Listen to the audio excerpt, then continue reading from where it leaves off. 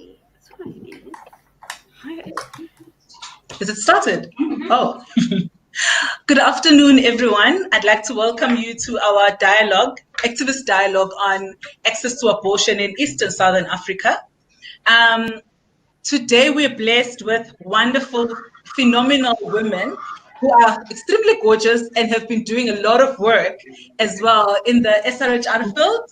These are very fierce women that will be joining us in our discussion on access to abortion. So Section 27 is launching a publication which looks at access to abortion in Eastern Southern Africa. We were looking at 10 countries, and these wonderful women are also part of the contributors of this publication that I encourage everyone to look to check out at the end of the session. So without wasting any further time, I'd like to introduce our speakers. So we have Mamelo Mokhele from Lesotho, who's a midwife and an SRHR activist, and also a She Decides global champion, 25 by 25 from last year, right? Yeah. Yay! And then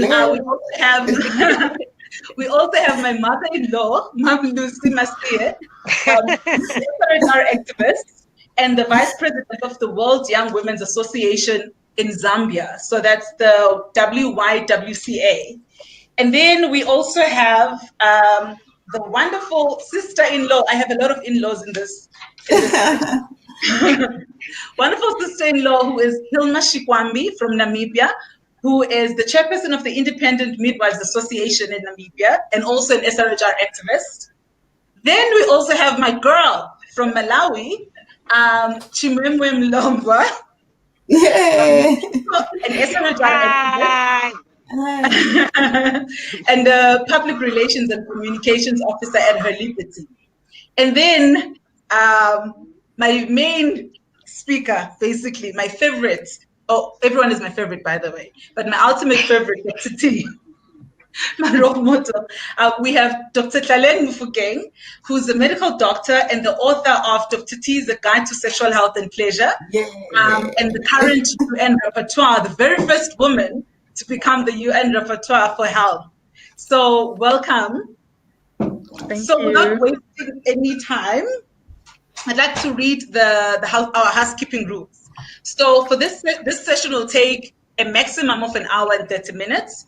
And unfortunately, we'll not be accepting any audio comments. So we encourage anyone to write their questions and comments on the chat box. All questions will be answered at the end of all presentations. And also, we respect everyone's opinion and beliefs and wish to encourage everyone to participate in a respectful and constructive manner. And lastly, we will try to address all questions in the Q&A session. However, if we do not get to your question, we will gladly address it at a later stage. So, just to give you a brief background to this session and the publication that we are launching today. For the purposes of this session, we will use access to abortion to refer to access to unrestricted access to abortion, basically. We all know the cost implications that come with treating incomplete and botched abortions. And also, we understand that the cost of treating such is not only for the state or the public health system, but the cost also applies to the family of the pregnant woman. Illegal and unsafe abortions contribute greatly to the country's maternal mortality. And research shows that abortion is not new. It was happening, it existed in ancient times where unsafe traditional methods were used by women to try and eliminate a pregnancy. So the right to abortion was put in place to protect women from dying as a result of unsafe abortion. Today, we still see women taking detergents such as Domestos, others using laxatives such as Stameta, others going as far as using a wire coat hanger to try and terminate a pregnancy. And all of these efforts are all to terminate an unwanted pregnancy, which means that, and all of these could be avoided if women who would like to access safe abortion services had unrestricted access to such services. So moving to our main discussion, I'd like Mamelo to tell us what led to you to becoming an activist for access to safe abortion. Okay, hi everyone. I just gave out my experience as a midwife in Lesotho because now Lesotho provides post-abortion care, but abortion is illegal in the country now. And during my experience as a midwife, I've seen women dying during delivery. I've seen consequences of backstreet abortion. I've seen evacuations. I've seen women going through the removal of the uterus because they have engaged in unsafe abortions. And I feel like it's one story in particular has led me to become an activist. An 18-year-old woman from the rural areas of Lesotho, a mother of two, because she got married when she was 13. Now, by the age of 18, she had two children, and she was doing an unsafe abortion, and she used domestos to remove the pregnancy or terminate the pregnancy when she was 8 months pregnant. And so she threw in the dead fetus in the pit latrine toilets. And the community knew that she had engaged in unsafe abortion. And the community actually made her carry the dead fetus at her back, walking around the whole village, body shaming her, stigmatizing her, beating her up to a pulp. Undermining her rights to do unsafe abortion. And when she got to a health facility where I was working, she was paid because she had lost a lot of blood. And unfortunately, I lost that patient. Like, it stigmatizes me today, that story. No, that's a very terrible story. And I'm sure this is a reality for a lot of women who wish to exercise their right to bodily autonomy, but yet are being ostracized and victimized when trying to access such, and therefore die in such an inhumanely manner. Sure. Okay, this story is really, it's really breaking my heart. Ma'am Lucy, I'd also like to know, as a president of a Christian organization, what led to you feeling very firmly about women's rights to reproductive justice, especially in relation to abortion? Yeah. Okay. Young Women Christian Association is a global women's movement which has been there in existence for a very, very long time, over 100 years ago.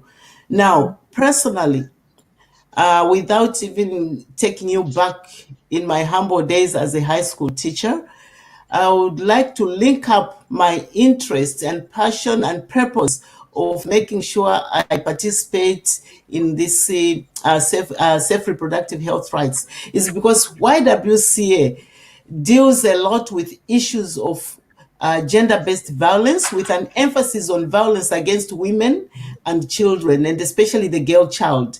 Now, our drop-in centers, now from the Zambian perspective, where I worked and lived for a long time, the drop-in centers and the shelters was an eye-opener for me to actually live the reality of meeting the women and the girls whose rights are violated when it came to issues of reproductive health. So for us, really, it's not about just reproductive health, but I ended up linking it up to say, well, you may talk about reproductive health, but you need to bring in the emphasis of issues of rights. You need to bring in the issues of safety as well. So with what my colleagues have just, like Memelody has just shared with us, it's exactly what happens. There's no difference. So I ended up having this passion and interest and purpose to say, for whatever it is, I'll really rally with the young people to make sure that at least issues of safe reproductive health are brought to the fore, and these young people and the women are also protected. Maybe as we discuss, a lot more will come out, because in Zambia, really, you find abortion is one of the top 5 causes of maternal deaths. And this is because it was always a hidden agenda. So with my activism, it's not a hidden agenda. We take it out of that box and talk about it. It's a very crucial issue. I know people will automatically live in denial to say, no, we don't want to touch it, but we just have have to touch it. Exactly. There's no way of putting it any better in that this is a very critical conversation to happen, because we've lost a lot of friends, sisters, neighbors, mothers as a result of not having access, or as a result of accessing unsafe abortion. Hilma, please also share what led to you being motivated to be an activist for abortion. Hi, Tutu. Really happy to hear from my two colleagues who were speaking, and I think we share a lot of things in common. Being a midwife, the midwifery profession is actually a feminist profession, and you can't be a midwife if you don't love women, and if you love women, you will definitely respect their rights. So that is one thing. But apart from that, before I became a midwife, I grew up in a village, and we grew up in societies where women are not respected. It's not necessarily because of a certain person, but it's like a cultural thing that women's voices are always last. So we grew up in such society. Namibia is one of the countries with so high prevalence of GBV, even worse in the times of pregnancy. So it gives you all these kind of questions. You as a midwife, who's a feminist like me, and you see this woman coming, and you often want to find out, did they even choose to be pregnant? Should they have been given a choice to keep this pregnancy, or would they have to? So it comes from my profession in the background. And on our daily engagement with women, we can really see that somebody needs to stand up. And that voice, if that voice is within you, you stand up and you go. So I think everything falls in place at the same time. Being a woman, being a feminist, being a midwife, working with women, there was no better thing to do than becoming an activist. Yeah. Thank you so much for sharing your insight, and it's exciting to know that your experience is also coupled with the way that you live your life and also your activism as well. Yeah. Shims, please tell us what led to you being a young activist for abortion as well in Malawi. Oh, thank you so much, Tutu, for that question. So I think it's important to be honest. I hope that there's nobody from my government on the call, because I don't want to get arrested. Joking.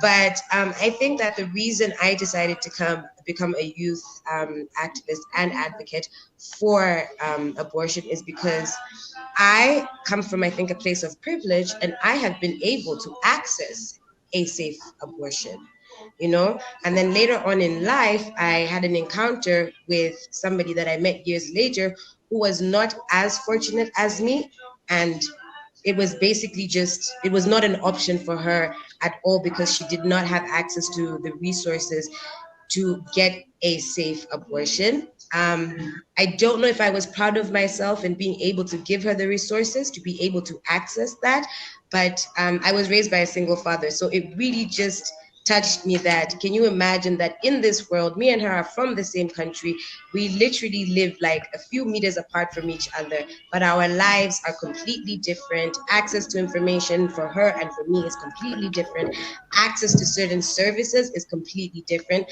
And I just thought to myself, well, I can make noise on social media, I can try and do all that stuff, but what can I do to actually physically help? So I think just helping young people to be able to create a platform for them where their voice can be heard and they know their rights and what they're supposed to be able to access and access to information. So I will say just the fact that I was able to access a service and a fellow woman was not able to access a service just really triggered me. And I was just like, no, this is not the way that life is supposed to be. Yeah. Wow. That is very touching, especially coming from a young woman. Most times you'd find that someone who's sitting in a position of privilege might not really care about other people who are underprivileged. So that's very beautiful. Dr. T, we know that you're a medical doctor. A lot of doctors just do what they do, which is making sure that we're fine. But what led to you speaking so vocally about women's right to reproductive justice, especially in relation to abortion?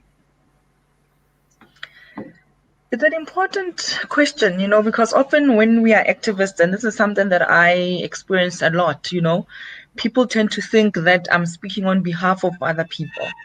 And I always take time to remind people that this work that I do, my activism, my advocacy for human rights, for women's rights, for our autonomy. It's a fight for my own survival, because as a Black woman who's navigating the world, regardless of where you are in this world, you are guaranteed to be at the bottom of the ladder. You are going to experience negative health outcomes. And even my class, profession, none of those things can protect you. And I always talk about Beyonce. I always talk about Serena Williams. They both experienced complications postpartum.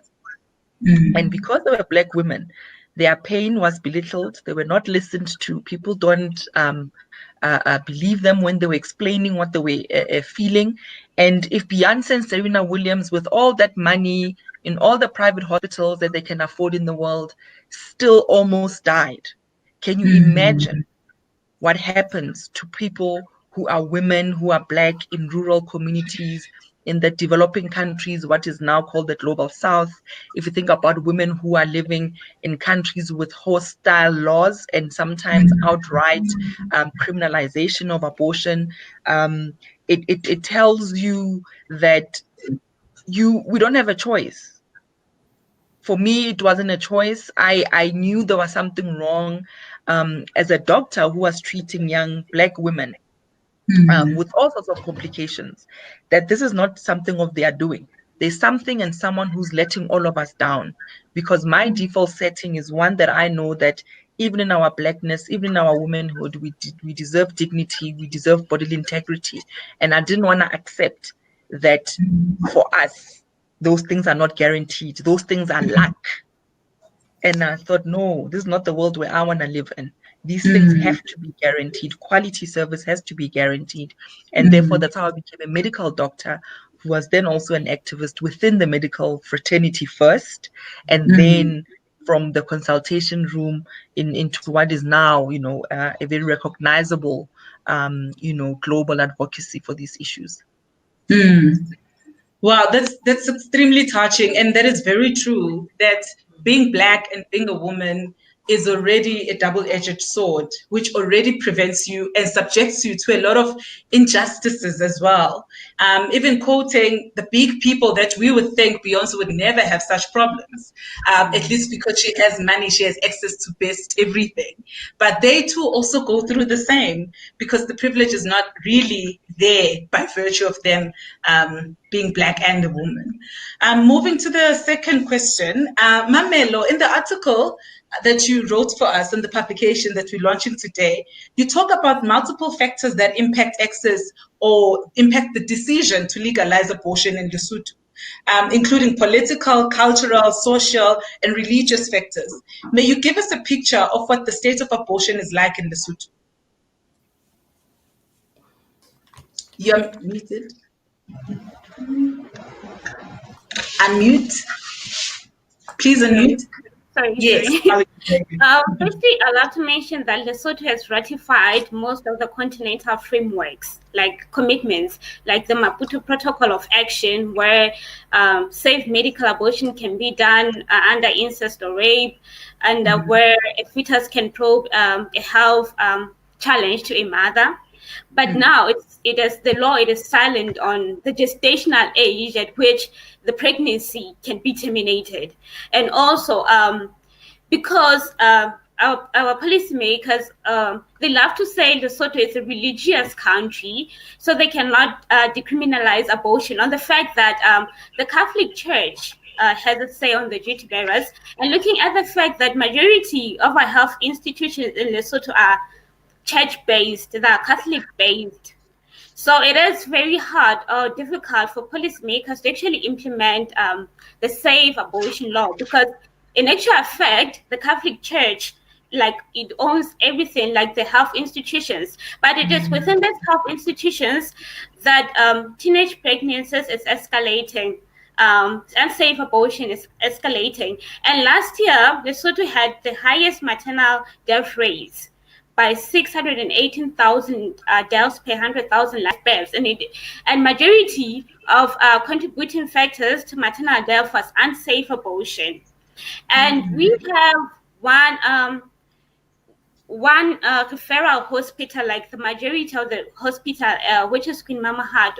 Like, we have 400 a day patients undergoing post-abortion care, or what we call evacuations, which was alarming, to say that we are having alarming rates of unsafe abortion. They know, the policymakers know about these issues, but they are reluctant to implement safe abortion law. Because actually, in fact, even them, we have had stories of them giving young people money to do unsafe abortion or go to South Africa.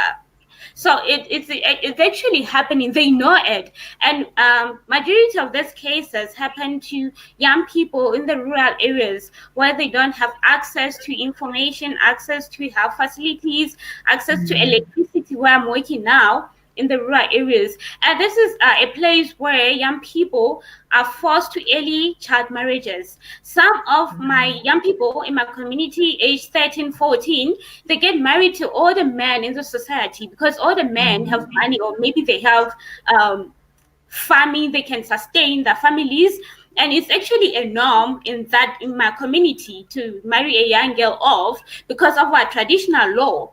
Our traditional law perpetuates that a young girl can marry off as soon as she starts menstruating. So a young girl, whether she's 10, 11, 12, she can get married off because of that traditional law. So it is very hard to just implement this laws when the traditional leaders, political leaders, know that they are hiding behind the traditional law, and it is actually being put in place when we try to advocate for safe abortion. And majority of these cases, like I said, are happening in the rural areas because they don't have the financial means to just go to the doctor in South Africa to just terminate the pregnancy. So for them to just terminate the pregnancy, they have to resort to this domestos or any liquids that they can get, and actually leading them to have their uteruses removed, or they end up dying in the process. And also because of culture, our culture is set up in a way where women, you have to be submissive. You have to not negotiate safe sex. Like, you have to entirely depend on a man. Do not go to work. Your value as a woman is belittled to bearing children. Your voice is voiceless. You're powerless. Your decision making can only be attributed by a man. So it is very difficult to even just negotiate with men, even policymakers. It is very difficult because they've been socialized in an environment where toxic masculinity and patriarchy was the orders of the day, and to entrench that toxic masculinity in their thoughts and behavior is really a difficult issue. Yeah, that actually takes us to the question, so whose life matters? The life of a fetus or the life of the woman who already has a lot of responsibilities, a lot of dependence, a life, in fact, ahead of them. But clearly women don't matter, right? Moving to Mam Lucy. In the article, you say the issue of abortion is not only a personal one, but also a legal, moral, and political one. Can you please elaborate what you mean by the statement and tell us what the state of abortion is in Zambia? Okay. Yeah, actually, I just want to say thanks to Memelo, because what you said really is no strange to what I would say coming from Zambia. So this actually shows how we are connected and why this particular forum, where we may come from different countries, but we're addressing the same issue. So this is really good. Now, when I talk about not being personal, it's because in Zambia, you can't just wake up and walk in any institution and demand for an abortion. No. So that alone makes it that it's not your personal decision. And yet, these women and the girls are the ones who are highly affected or who get pregnant, who need the services because of their background. Okay, so on personal reasons, definitely it is not. And even when you look at the legal part of it, you find out that the legal process as well does not leave you to make a decision as an individual. It will still go through many other. Now, the moral aspect part of it is because as Zambia, we claim to be a Christian country, okay? And you find that in most cases, coming from YWCA Zambia, with what I have experienced in terms of on the ground, really, you find some of these people are just merely pronouncing the so-called Zambia as a Christian nation for their own benefit. They are not looking at the girl child or the woman there who is there who even supports them in any way.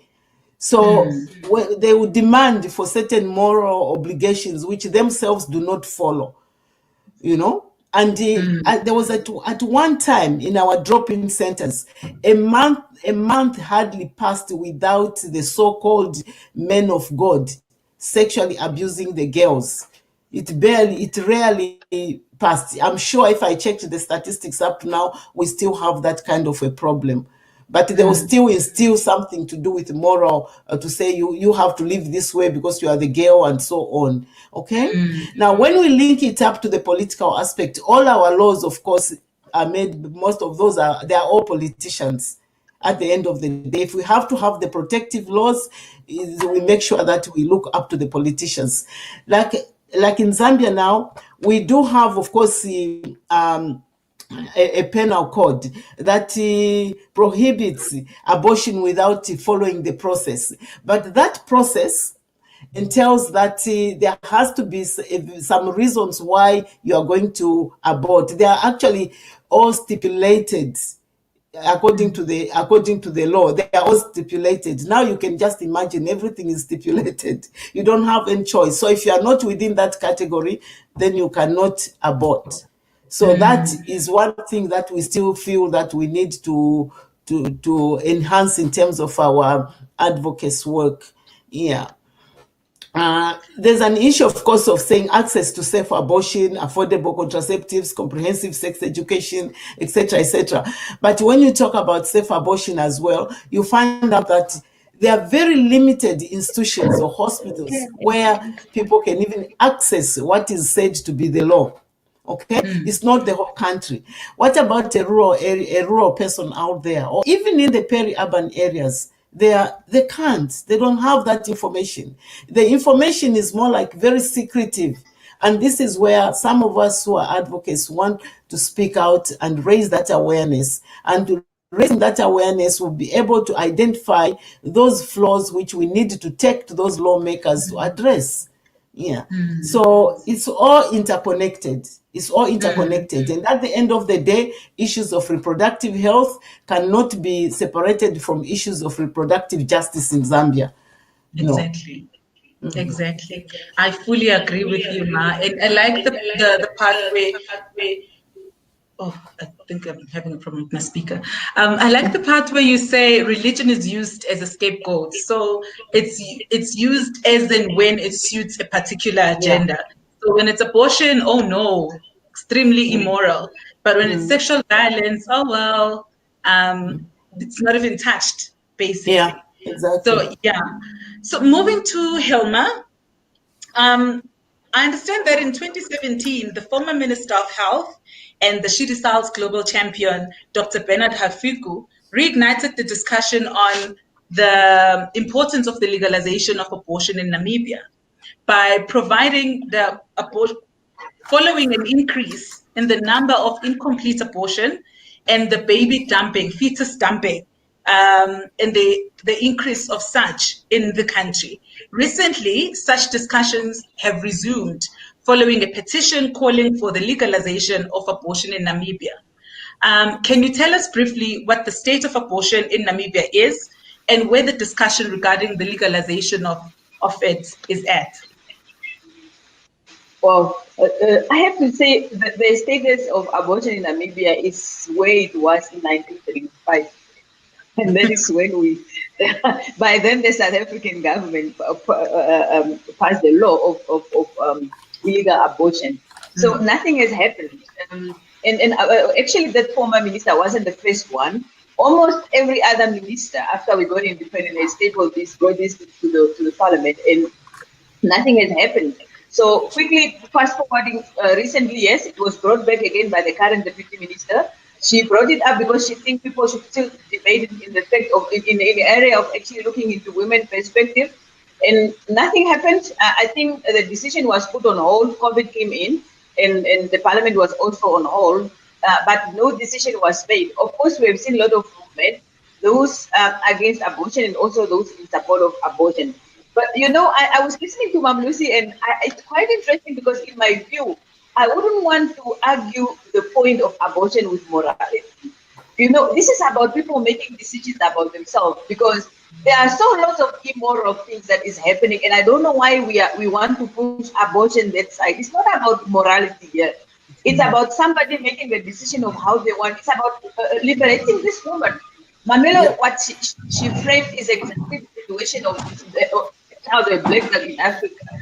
And apart from that, I know Namibia is one of the few countries that implemented a gender balanced parliament. Most of these decision makers are men. Yes. You know, in most ministries, the minister is a man, deputized by a woman, and then it's like we are told that, you know, we are bringing gender into. It's not true. It is not true. So the decision makers here are men, and we are not hiding from any point that the problem we are facing here is men. So how do they make decisions against themselves? So I think, without even having to say anything more to do here in Namibia, we are still where we were in 1975. We have inherited a lot of law from South Africa that we gotten away with immediately after independence in the early 90s. But this one remains. And the reason is that this is about women. And the moment we look into who is making decisions, even in the parliament, unfortunately, of course, we do have some women who, I do not know what their experience are, that they really feel this should not be even a point of discussion. We do have issues with the churches, and every now and then, like what is happening in Zambia, every now and then there is a church-related rape happening. They always yell that I've been abused by the pastors and so on. So the situation in Southern Africa for me is similar to the same in terms of laws, in terms of women empowerment, in terms of a girl child, in terms of cultural practices, and all these things is always men who are at the forefront. So we haven't moved, and we're hoping when the parliament resume again, this motion will be brought back, and then we will see how the debate goes. But I actually think, I don't even know why would at some point I have to think about whether abortion legal or not legal. It's a choice, actually. It is a choice. Yeah, and I don't think we need to go back to look for politicians to decide. No one is deciding about who should. I mean, there's so many other things. So we can leave women to make the choices, and then, yes, yeah.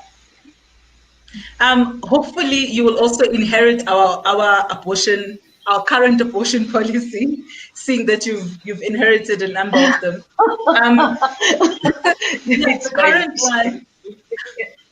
Your current abortion policy is so restricted that the processes and steps that a woman has to follow, the child might be born and be 5 years old by the time the woman is allowed to actually get the abortion. So you're very right. You're very right. Moving on to Shims, I hope we don't lose you now. In the article, you stated that abortion is not only a legal issue, but also an issue of class. And earlier you touched on what you meant by that. You also mentioned that political, religious, and economic factors it also influence the state of abortion in your country. Can you briefly tell us what the state of abortion is in Malawi? So thank you, Tutu, for that question. I think everybody has kind of explained how their environment is like, and I would say that there are a lot of similarities. So in Malawi, abortion is, well, safe abortion is only legal when you need to save the mother's life. So if the mother's life is in danger, but right now I think it only qualifies for physical danger, right? And Malawi is actually tabling the new termination of pregnancy bill that has been drafted, which is just expanding on that law that's already instated in Malawi.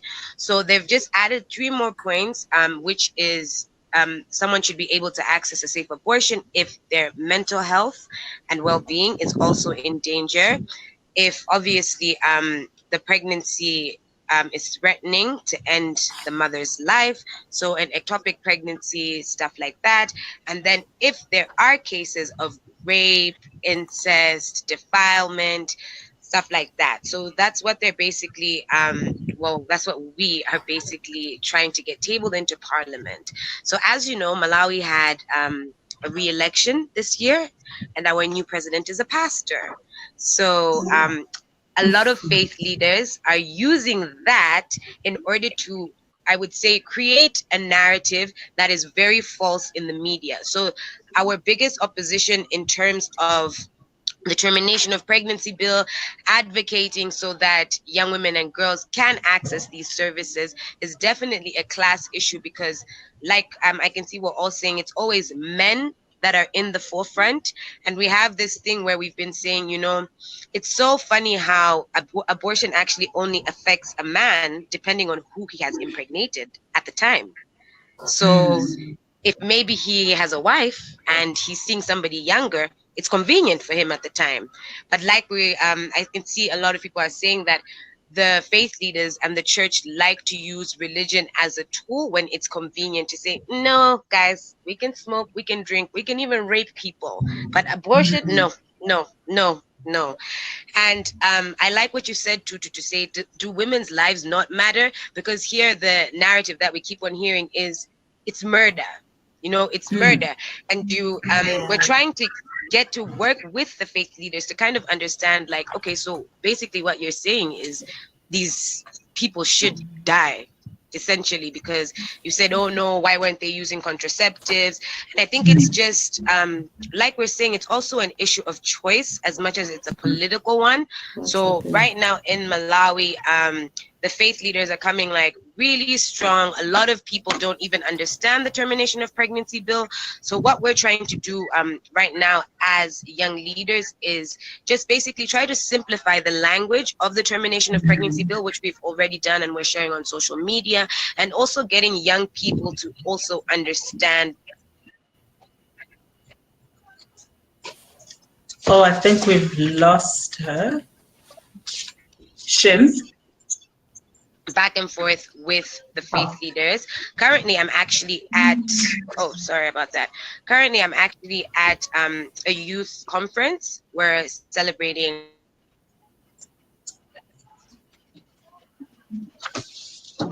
Shims?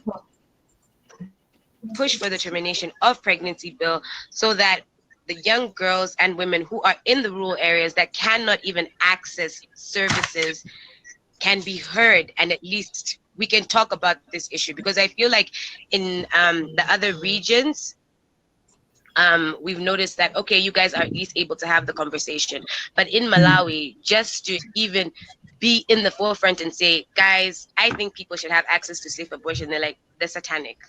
They're satanic. Last week, we had a panel discussion with faith leaders who actually was discrediting research and saying they're lying.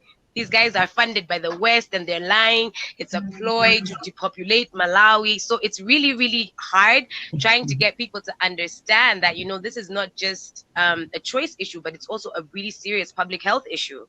So yeah, we're just starting the war in Malawi.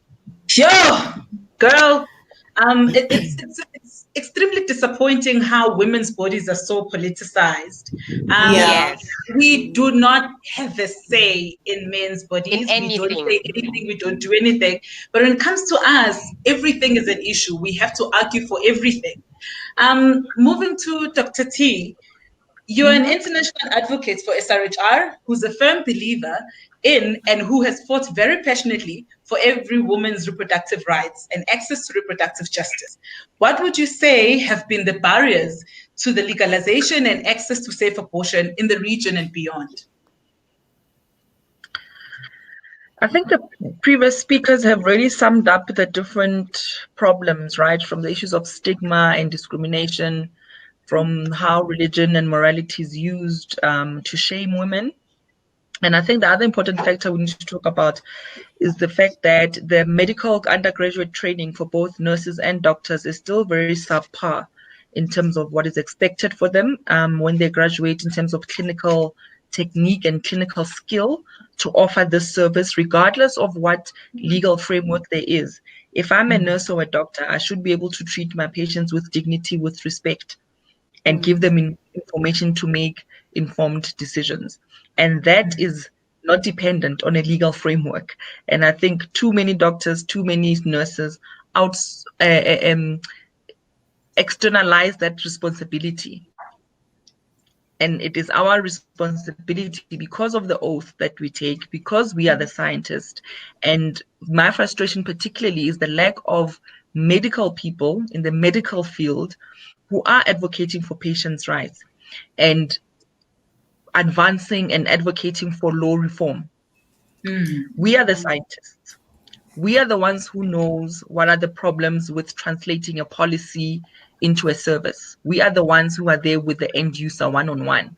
Yet, when doesn't matter where I am, at the Senate in the United States, when I'm in the UN, whether I am in civil societies, whether I'm in a post G20 Women's Health Summit, anything, it doesn't matter what space I'm in. I'm always the only doctor. Maybe if I'm lucky, there'll be another nurse who did public health masters. And everybody else is either in academia or in research or in biomedical technology. There aren't enough clinicians around the table. And one of the principles of medicine is to be an advocate for your patients, to understand the context of illness of your patient. And I think fundamentally for me is that medical people have left the medical field and have left human rights out of how they practice medicine. And if we can get back to understanding that the practice of medicine in itself as a skill, as a clinical expertise, should be human rights based. Exactly. In how I talk to my patients should be dignified, and that speaks to human rights. In how I give information should be ethical, and that speaks to the right to information, which is a human right. Every single part of that consultation should be about protecting and promoting human rights. And I think for me, to one of the missing links is that we don't have enough clinicians on the table. Even where you have health ministries in the region, as well as in Asia, even Southern America, the problem that we have is that you have people in these critical portfolios who are not professionals or experts in the field, but you get political appointees to really critical positions, and their concern is not the end user or human rights. It's about politics, re-election, assimilating more power, and being proximal to power, and then enacting that power on people who are seen to be more vulnerable, in some instances who are being made vulnerable by the law itself, by poverty, by gender, by class, by race, disability. We haven't even talked about women who are disabled, who need abortion services, women who can't read or who are deaf. What information are they getting? What kind of consultations are they experiencing? So law reforms are really, really important to bring them up to speed, right? And up to par with international human rights standards. But I still think there's a point to be made about how clinicians, even in how we practice medicine, that in itself is an advancement and a protection of human rights. And just my son here, sorry. and so what's important is that when we're talking about law reforms, we don't forget the clinicians and the people on the ground who are doing the work. And they must lead the discussions about what policy enables them to give services, what parts of policy disempowers them as clinicians, which parts of policy are patients finding difficulty with perhaps understanding. And it could be a language issue, where even in South Africa, with all the languages that we have, with all the money that we have, with all the advancements that we have, if you are going for a medical procedure, you are going to see a consent form in English. So even language as a barrier becomes a problem. And so when we're thinking about legislation, when we're thinking about policy reviews and updates, when we're thinking about all of these hostile laws and how they impact patients, we need to think about the people themselves who are in charge of making sure that these policies and these frameworks become a service that's dignified. I like that, actually. Doc, you have summed it up very, very well. And I'm glad you brought out the issue of not enough clinicians on the round table. I've been around, I've attended meetings left and right. You look around thinking you would see this one, zero. And my own experience, I really attribute it because of linking up with the medical doctors. They have much more, but we need to bring them on board to make sure that we get the reality of what is happening on the ground. That's very true. Thanks for that sum up. Yeah, I love the fact that we already have midwives and doctors who are activists, but of course, like you said, Dr. T, we don't have enough of such voices. And what we as activists, we can speak, shout, do everything, don't even sleep on the streets, but we are not speaking from a point of knowledge. You're the implementer of such. You know the repercussions of not having such laws, of repercussions of having restrictive laws. You know the consequence or the cost of having to deal with complicated abortions. And we really, really, really need more healthcare professionals within the activist space, because you can't seek to help people if you're not willing to advocate or fight for their health. I really like that point. Going back to you, Mamelo, as a young midwife and an activist for women's rights to reproductive health, what have been the unintended consequences of denying access to safe abortion services in Lesotho? And what needs to be done to change the status quo? Thank you, Tutu. I think I love what Dr. T has said on not having enough clinicians at the table, because in my country, I have faced many critics for being an activist. Actually, from my colleagues, from my superior most, from everyone, people have faced a negative sequence. People look at me and say, what are you doing? Do you know the repercussions of this? You could lose your job. Why do you do this? And I've always said, this is what I want to do, because if I'm silent about these issues, then that truth becomes my truth. And then the repercussions of these issues is depression. A lot of women are going through depression, and a lot of women are exposed to having their uterus removed due to corrosive detergents that they use. And we've seen a lot of young people dying because of losing a lot of blood secondary to unsafe abortion. And I forgot to mention one thing, that during the lockdown period, we had alarming rates of rape. And by the statistics now, Lesotho is actually at the top 3 countries with high rape cases. A majority of these rape cases happen in spaces where we call safe spaces, in church, by our duty bearers, because people, due to high unemployment rate, they would sleep for jobs, they would sleep for promotions, and actually then it leads back to unsafe abortions in the country. And my recommendation is a 50-50 representation of men and women in parliament, because now we have 80% of men sitting in parliament. The same men who have been socialized in an environment where men has to dominate power over the girl child. The same men who have been socialized in an environment where women do not have a say. So we need representation of women in parliament, because we know our stories, we can narrate our pains, because we carry the burdens of toxic masculinity day in and out. We get raped, we get murdered every day. And the second recommendation would be the implementation, because a lot of duty bearers actually sign off this commitment. We'll do this, the SADA gender policy, the Maputo protocol, all this. They actually sign it, but the implementation is almost equals to 0. But now, how do we disseminate the information from even to a lay person who has no educational background? How do we actually let the young people in the rural areas with no access to information, with no access to schools, know that they have the rights? So in as much as we want to educate the girl child, we must not also forget to empower the boy child, especially from the rural perspective, because these are the same people who do not have access to any knowledge about the sexual reproductive rights. The only knowledge they know is about culture and marriage and early forced marriages, and everything pertaining to toxic masculinity. So we need to educate the boy child about the sexual reproductive health rights, inclusive of women, so that when they grow up, they can actually know it is wrong to enforce their views on the girl child. And the girl child can also grow up knowing she can take up spaces. She can take up space turning decision-making table, either at the national level or global level. Yeah. Thank you so much, Amelo. Ma'am Lucy, as the Vice President of WYWCA, in your view, what have been the unintended consequences and what needs to be done? Okay.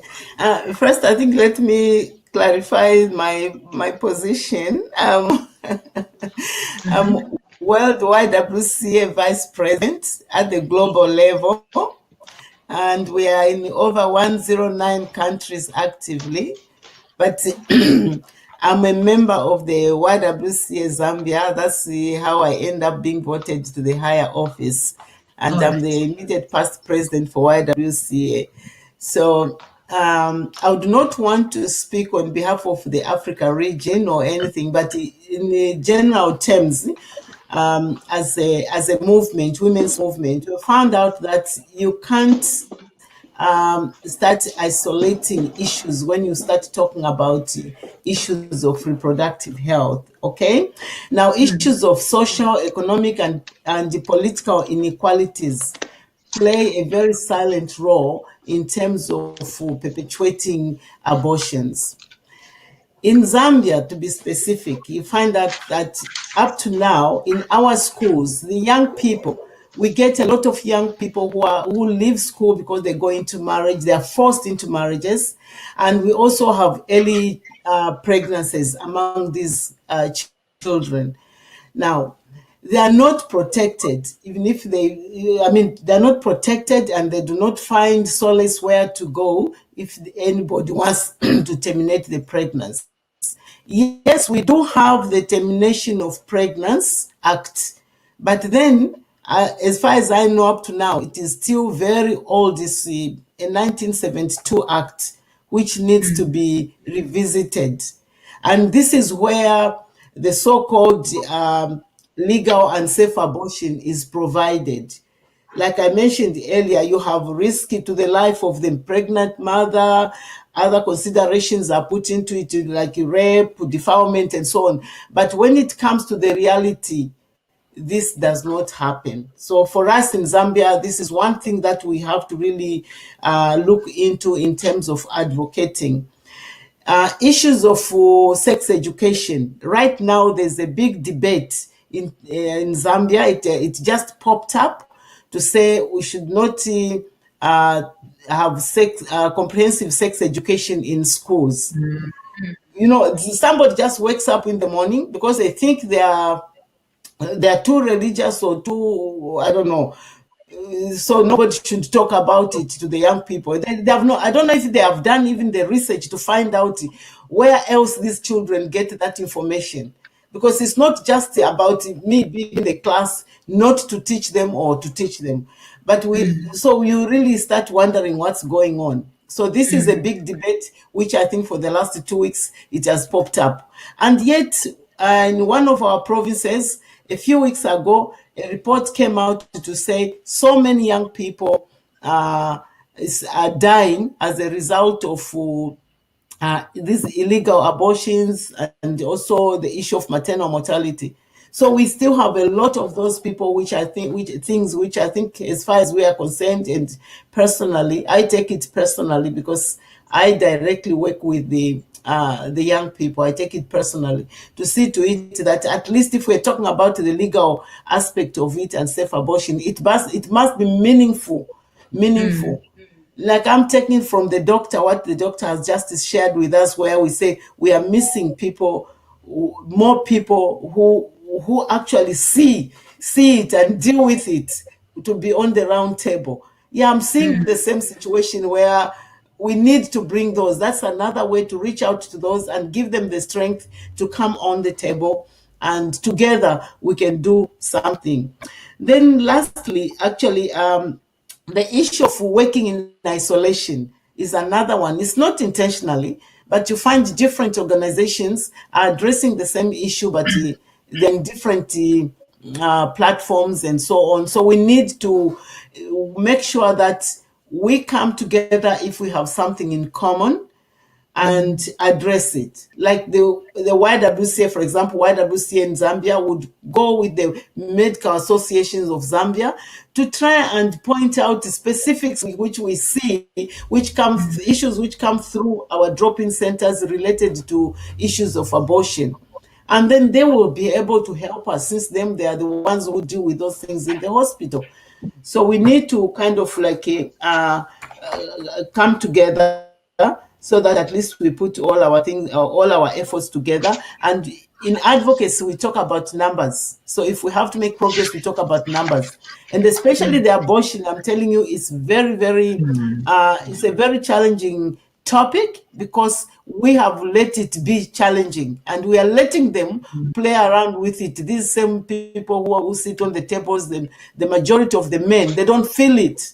They're the same ones who go around there, some of them, and abuse these kids. And when I was listening to a story of a young person who ended up being impregnated by two different men at 2 different times, dumped, something like that. They're not even bothered. And socially, economically, she doesn't have anything.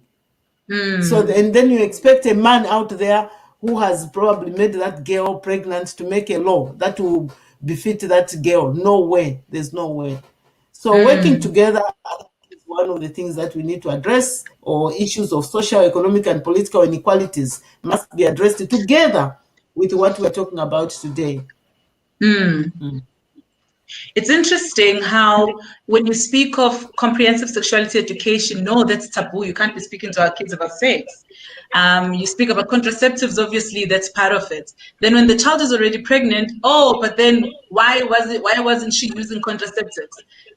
When you now need abortion services. So everything is just contradictory. They want to close their ears from hearing anything that would potentially prevent unwanted pregnancies.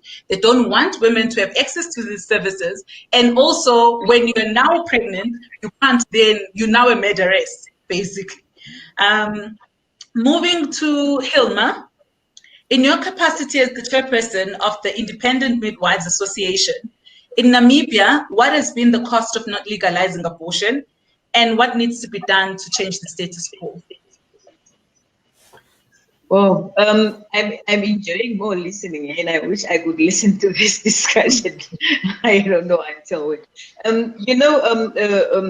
As a midwife, our primary responsibility is the provision of sexual reproductive health, mostly to women. That is our primary role. And of course, I think we have seen. I see all these things are similar in the African continent. We've got a high rate of women dying in the area of pregnancy and childbirth. Of course, there is a component of unsafe abortion to it. Though the safe abortion law remains the same in the region, it's always this long procedure. Even in the end, you need 2 or 3 doctors, and this abortion must only be, by then you have passed the gestation age or the pregnancy, the month that abortion should be performed. We have a high rate of baby dumping in Namibia. It's a shame. I mean, it's a shame that this is what women are given to, and it's something that hurt me. I went around and I'm seeing people are opening up centers. If you don't want your baby, bring the baby here. What is the impact of these babies who are put in such centers? Because you want to protect your I don't know what you're protecting, and then bring this human being who's going to find out because your mother didn't want you, they left you here. It's got a lot of mental health issues, even to the young ones. The ones that we had a policy of whether you stay in school or not stay in school. A 13, 14-year-old, 15-year-old, even a 19, it could also be a 20-year-old. Why should I be carrying my pregnancy around when I know I could have been focusing on something? It's limiting. Most of the studies, I'm not sure how, but in medicine, how are you able to carry your pregnancy if you're pregnant in your first year of medicine? Are you able to continue? We don't know. There's a lot of these limiting things. Also, Of course, there are a number of chronic conditions that can come out there. Mostly, these girls end up with very infections, which can lead to them becoming actually infertile. They may not give birth anymore because of the complication of unsafe abortion. And then also, I think there was a question online posted to me regarding about women in parliament in Namibia. We are actually yet to know because the motion was only brought. We yet to listen.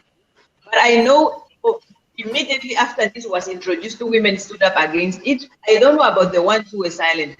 But you have to understand that when you're in parliament, you are on the ticket of your party and you are protecting your seat. So some of the women may not be able to really speak up. And I always say this, we don't know what is this women's experience. We don't know where they're coming from.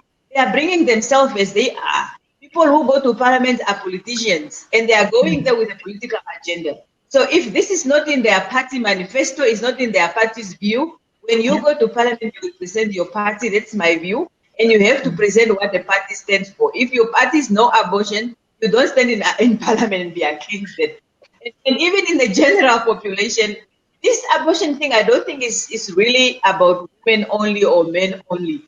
We also have, I think I said it's a pity that we do have women who are standing up against abortion. We don't know what is their background. Of course, we need to respect that where they're sounding from. For me, of course, we are all Christians. Namibia is also about 90% Christianity. But what about the violence that is happening? What about teenage pregnancies? The lockdown has been affecting all the countries. It's the same as in Namibia. And even in the past, I can say in this ending week, we have lost more than, I think, under correction, but it's more than 5 women who were killed by their partner. Violence is everywhere. And the only way that we can get away, we can get on is empowering women. And that is when they are able to make choices about their own body. That is the way to go. So, of course, that has impacted a lot. And as a midwifery association, we would want to empower the midwives. Our main focus is not about whether abortion is legal or illegal. We want to make sure that the midwives are educated to the level of what the midwives should be, protecting women rights and advocating for women. Yeah. Thank you so much, Hilma. Shims, recently there have been very heated debates in Malawi regarding the need to legalize abortion, and I remember you touched on it briefly. What is the status of the conversation? And as a passionate young activist for SRHR, what do you consider as the unintended consequence of not legalizing abortion, and what needs to be done to change the status quo? Thanks for the question, Tutu.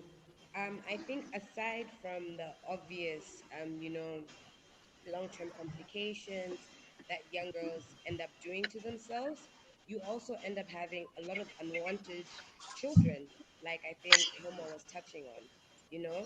So it's also actually traumatizing.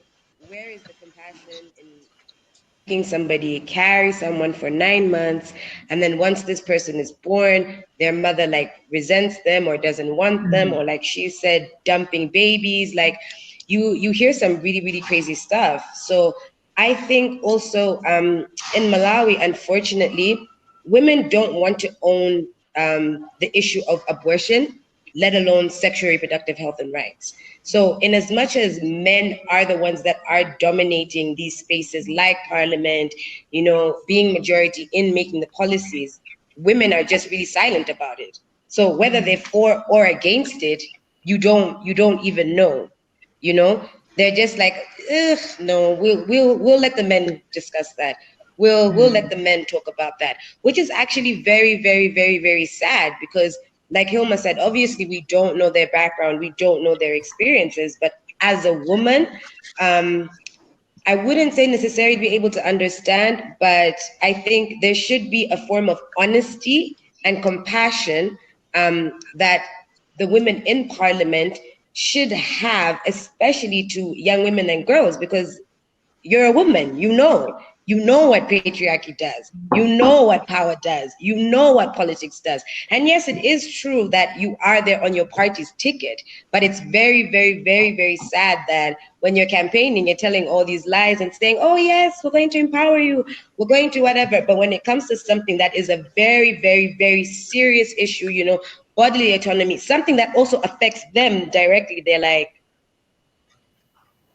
so I think that has also not some confusion, but I think it's confusing as a young person, because, you know, I'm like, okay, I'm supposed to look up to these women, but then when it's something that's directly affecting us as women, you know, bodily autonomy, things to do with your sexual reproductive health and rights, they're like, I'm not there. I'm not talking about it. So are you there to actually please your party, or are you there for the people who voted for you and the people that you promised to do things? So I think also the silence of women in politics really, really sets things like this back. Yeah. And then I think also youth representation, you know, it's only convenient for young people to come when you're like, oh, okay, guys, we need like really, really good pictures and all that. But in actual essence, it's us who are going through this stuff, you know. In Malawi, a married woman can't go and say, listen, I've spoken to my husband about it and we're not trying to do this. But the statistics are showing you that this is the age group that is being affected the most. But how are you going to speak for someone when you're never going to go through their experience, you know? So I think these are things that we may have overlooked, but have had very, very serious consequences to, you know, the way that people look at safe abortion, sexual reproductive health and rights, bodily autonomy, comprehensive sexuality education. So yeah, the women's silence is really, it's bad. Yeah, that's very sad. So clearly, it's not about the representation of women within decision-making tables. Yeah. The political will is what's mostly critical in this instance. Yes. Sure.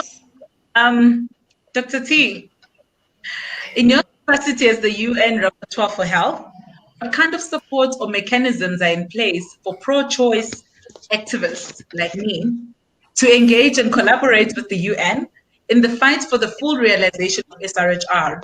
Also, what is the role of civil society in the fight for reproductive justice for all women, especially since the opposition forces are growing stronger? Yeah, look, this session right now is important, you know, for the work of an independent expert, which I am. And it's important because the Office of the High Commissioner for Human Rights is the leading UN entity on human rights, and that is the office in which the IDROMA mandate from. And the importance of having human rights, a special rapporteur that's particularly looking at the right to health, is that we have to look at promoting and protecting all human rights. We have to look at research, education, and advocacy activities to contribute to increased awareness, right, and engagement of international community and public on human rights issues.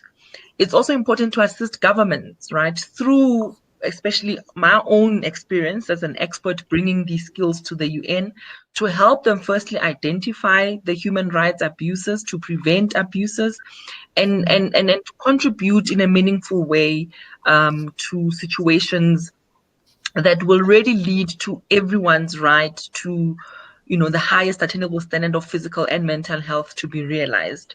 And one of the biggest, I would say, you know, issues for me I'm concerned about, especially as a young African person, it's the issues of accountability. How do young people in the work that they do use the United Nations existing frameworks for accountability?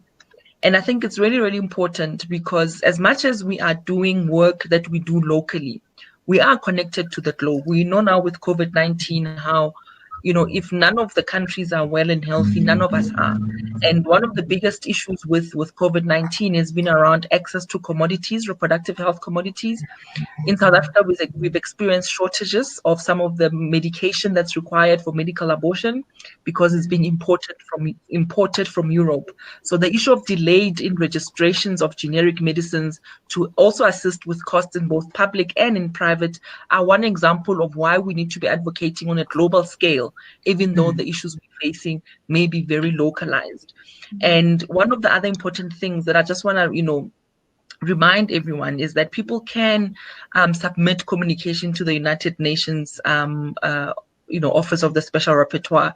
You can make individual complaints. You can make a complaint as a collective of people, and that way, then we are able to gather information, request, exchange of information from relevant sources, including governments, including intergovernmental institutions, on the realization of the right of everyone to the enjoyment of the highest attainable standard of physical and mental health. And I think as an activist, as a young person, most of the times you feel quite frustrated that there isn't anything you can do. You know what's wrong. You understand the problems, you are navigating these issues yourself every day. And there is that frustration that now that we know all of this, what can we do? And I'm just saying that one of the ways that you can hold your governments accountable, the region accountable, is to ensure that you engage with these international human rights bodies that are really mandated to ensure that they promote and protect human rights for all. And I think that's one thing that I will say now is let's focus on accountability and ask serious questions about healthcare financing, about healthcare provider training, as well as, of course, access to services that are dignified for all those who need. Those are extremely important points. And I like how you're saying the doors are open for us to engage and bring complaints as well, so that we are able to hold our governments accountable and also able to resolve the issues that we are experiencing on the ground. What has come up is the importance of collaboration. And what I've seen during lockdown is how important collaboration has been. We've seen unfamiliar stakeholders working together to try and ensure accountability and uninterrupted access to sexual and reproductive health services. And that has been very beautiful. It's one of the big lessons that we've learned around COVID time or around lockdown, that it's important to work together. It's important for unfamiliar faces or people who wouldn't ordinarily work together to join forces towards the advancement of SRHR. So now we're moving to the questions and answers section. We have a couple of questions on the chat.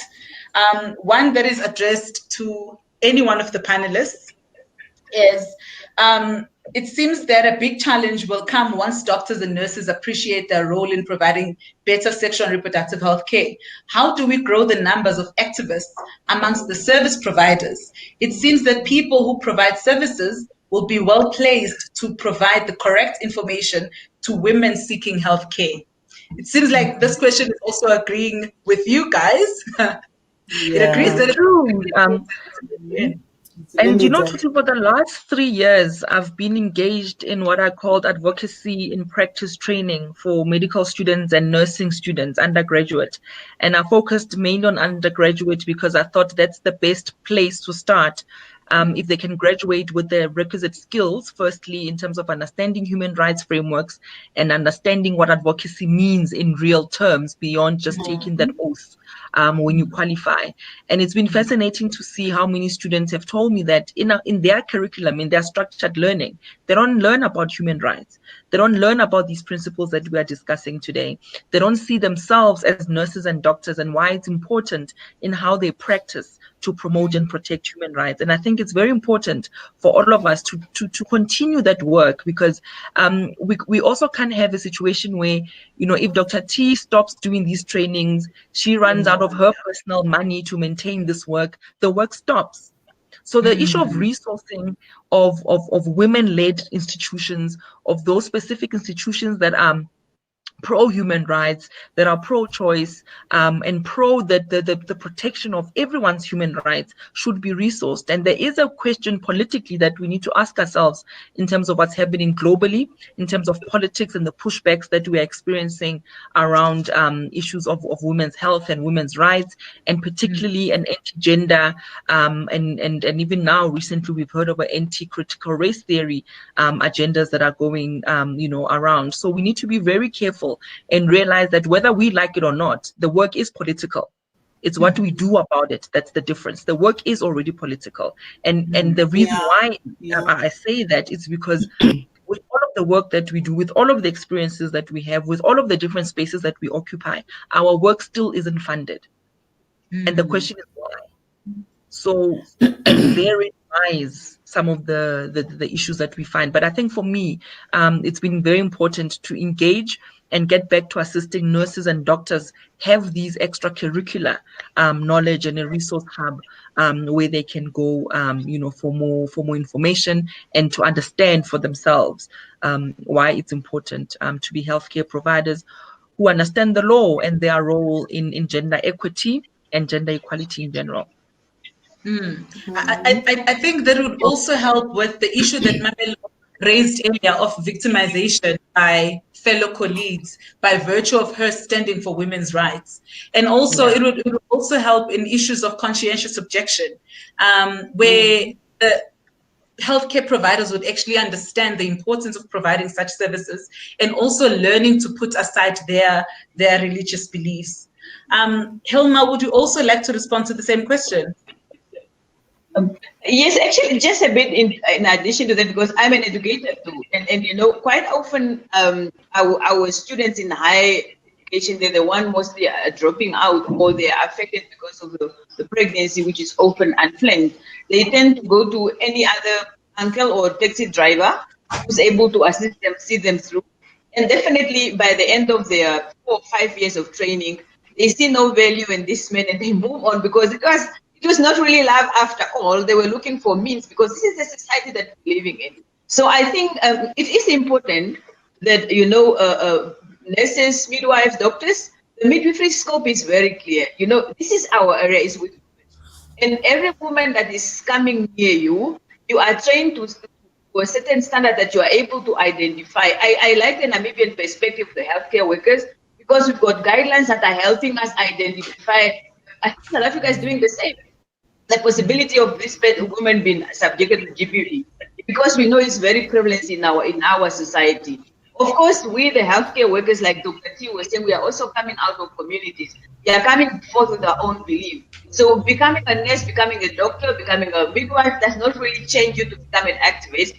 But if you're working within a scope, and this is when your scope is clearly indicating how you're supposed to be delivering your service, we are able to actually bring change to society. And we are also a very well-trusted profession, especially where we come from. Being a nurse, we are very, very respected. So we've got an opportunity to influence. We've got an opportunity to protect women. So firstly, the passion. We don't know how many of us as healthcare workers are passionate about what we're doing. That is one question. But when you grow into passion, when you get to understand that what you're doing, so in the end, we will start to think alike, and then we'll actually be helping to actually be empowered and make informed choices. It is a political world, of course. Everything goes to parliament. Everything must go through the politician end. My other question was actually my other question was actually with our ministers of health trying to bring this issue of abortion. You wonder, do they go because they connect with the station with the situation, or because you are the one who's responsible for delivering the healthcare system in the country? You don't know what is behind this. Our ministers going forth. What is that they are not saying? Sometimes I would want a group of women to present this case to the parliamentarians themselves, because maybe our ministers are delivering what is within their scope as a minister of health. You're supposed to make sure that we don't have so much death in the country, and death is coming for abortion. Maybe you have to go to parliament and talk about it. Do they connect with that? It's a question, but it's only them who can answer. But these are the things that we need to think a little bit further into it. Thank you, Tutu. Thank you so much. Here's another question to all the medical professionals in the call. Do you believe that healthcare professionals should have the right to conscientious objection? I mean, I can answer that very simply. Firstly, that concept is a concept that was applying to the military, people who are forced to enlist in the military and go to war. And it was Muhammad Ali in the United States decades ago who then brought this argument to the court to say, because of his religion, and then of course, then he won't have a clear conscience if he goes to war and fights on behalf of the United States and kills other humans. And this argument has found itself in medicine, but only when it comes to abortion-related care. No one objects to giving drunk drivers medical care. No one objects to giving prisoners medical care. No one objects to giving rapists who've been shot by police in pursuit of an arrest medical services. Nobody is withholding care from known criminals. But everyone seems to think it's okay to withhold medical care to women who are seeking an abortion. And that's where the hypocrisy lies. So it's not about a clear conscience. It's not about being able to sleep well at night. It's not about culture or religion. If it was, they wouldn't be doing all of these other interventions that we are all doing medically, because we know that we took our oath and our responsibility is to save a life, do no harm, and look at the person in front of you as a patient. As medical doctors and nurses, we are not judges. We are not executors. The people who are in front of us are patients. And so if for whatever reason you are a medical provider who sees no other problem or no other conscious issues and no other dilemmas, your only dilemma comes to a woman who is a full person in front of you, who says, for whatever reason, I cannot support this pregnancy, and you see it fit to judge them, then for me, you are unethical. You have no place for you in medicine. I'm very clear with this conscientious objection that there is no place for it in medical care. And we need to be careful and not use these languages and allow it to become part of our fabric as we are talking about abortion and abortion care, because we're elevating it and we are making it as if it's a real thing. Right? And my argument always is that if you want to tell people what to do or not do with their bodies, don't be a nurse and don't be a doctor, because you are actually giving a service on behalf of the state. I'm not there because I'm Laleng and I'm a doctor and you happen to be my patient. I'm executing a duty on behalf of the state, and that state has obligations that are human rights based that cannot be intervened or contradicted by any one personal belief. Otherwise, go do engineering, go do fashion designing. There are so many other professions where you don't have to come into contact with people that are pregnant. Then go do those professions, because if patients wanted to come to a priest, they will go to their church. Exactly. The African continent is full of people. There are millions. There is nothing that combines us all than going to church on a Sunday or on Saturday. Millions of us are going to church. So just women who are pregnant, who don't want to be pregnant anymore, if they need prayer and laying of the hands and a Bible verse, they won't come to the clinic. They know where to go. So are you a nurse or a doctor, or are you a pastor, or are you everything else? You must decide what we are. That's it. There is no place in medicine for conscientious objection, because it only goes to frustrate, to violate and abuse the rights of women. It's a very clear. There is no place for it. And that language, we need to be very careful. You can call it disobedience. That's what I call it. I call it disobedience, professional disobedience. But we should not give validity to this conscientious objection, because even the people who claim it don't even understand. Have you tried and get them to explain to you what they are objecting to and what's happening? Even they don't understand what that thing means. But it's about power. It's about misuse of power and misusing and ill-treating and abusing women who most of the time cannot outsource that service to a private provider. You are their only source. And you do that. It's a gross violation. There is no place for people like that in the healthcare system. None at all. Wow. I wish more could listen to that message. It's a very powerful message, Doc. Extremely powerful.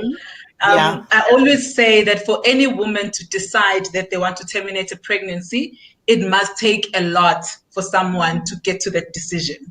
That is also coupled with a lot of internal stigma and many things, and trying to look at the problem in various ways for them to ultimately come to that decision. And for one to go to that one place or that one person to access the service from and be preached upon is actually very unnecessary, because already abortion leaves an emotional scar with the woman that has accessed the service, and most of the time the scar is worsened by the unwelcome comments that come from healthcare providers and our society as well.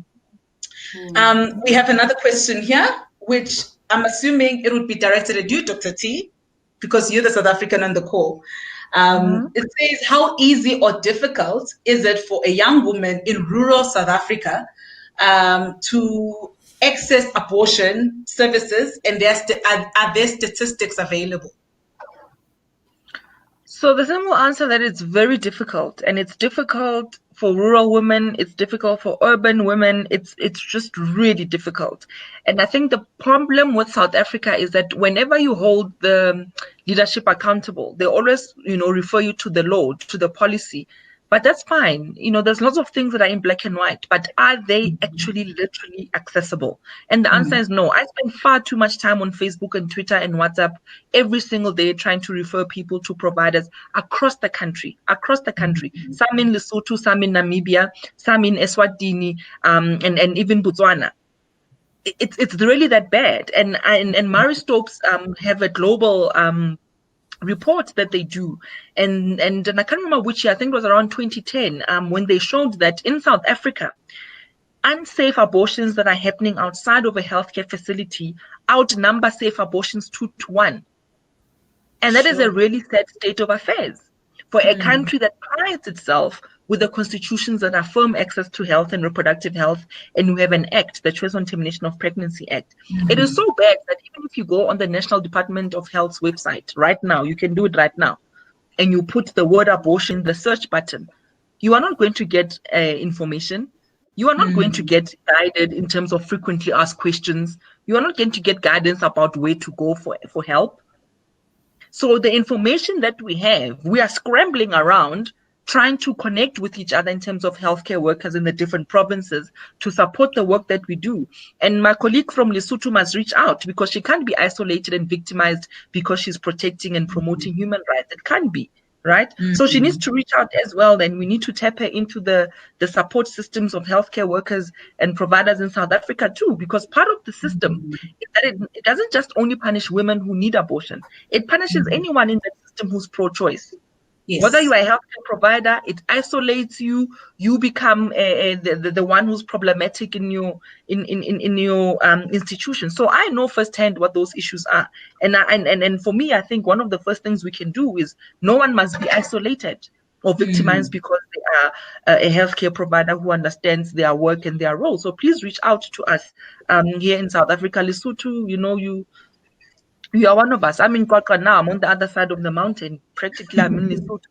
So you shouldn't be feeling so isolated. But I think to the main thing is that it's so difficult that sometimes it takes up to 2 months for someone to be able to arrive at a clinic for an assessment. When you arrive there, because of the stigma and the attitude and the lack of staff that's trained, you get given multiple appointments where you come back and forth before you can access services. By the time you get back, it's now 10, 12, 15, 16 weeks later. You are in a second trimester, and we know how much more difficult technically and in terms of policy-wise to access a second trimester abortion. So medical abortion is the only way to go. It's the way to go to increase access, and it has to be met hand in hand with information to women. Women need to know what contraceptive am I on, what are the chances of not working, what will make this not work, and if I think I'm pregnant, this is what I must look out for, and this is why it's important to get services early.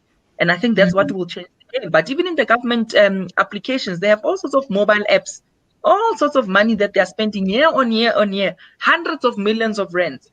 None of those apps will give you information on where to go when you don't want to be pregnant anymore. They won't geo-map or locate you and tell you your nearest provider. None of it. With all the advancements that South Africa prides itself with, we can do everything else except when it comes to that service. And it's purely an issue of stigma. Yeah. And institutionalized choice attitudes. Moving to the very last question. There's someone who wrote, they want to find out if everyone was aware of the impact of the global gag rule on NGOs and NPOs advocating for abortion rights, particularly those who receive or are planning on applying for funding from the US. So has there been any impact in Zambia, Lesotho, and Namibia? Yes, in Zambia, there's been an impact because PPAZ, Planned Parenthood Association of Zambia, was affected because they dependent on their funding from the same country where the Gaguru came from. Yeah, so that, of course, has trickled down, apart from the employees, and those people who are expecting to receive the services were also affected, and they are, let me just say, they are still affected. Yeah, so in short, yes, indeed, very much so.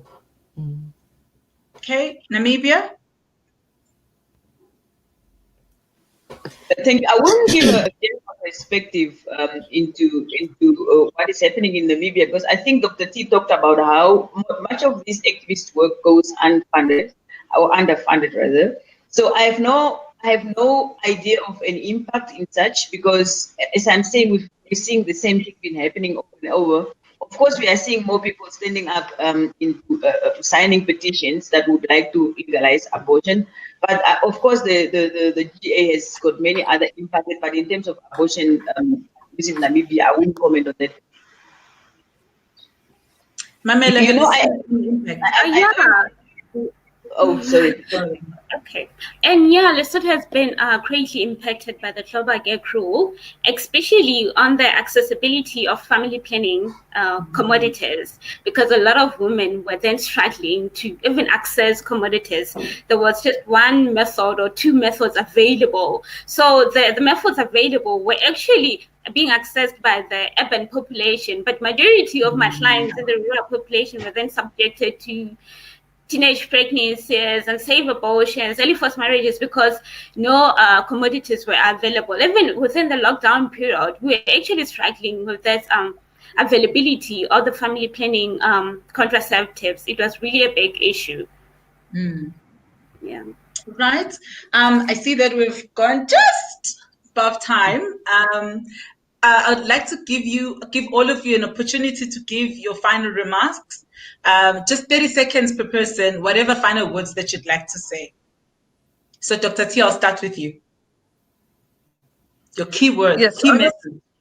Key message is, please understand how to use the international instruments and use the international human rights institutions such as the United Nations to advance gender equity and equality. And most importantly, let us know if you're experiencing any abuses or violations related to human rights, particularly to the right to health.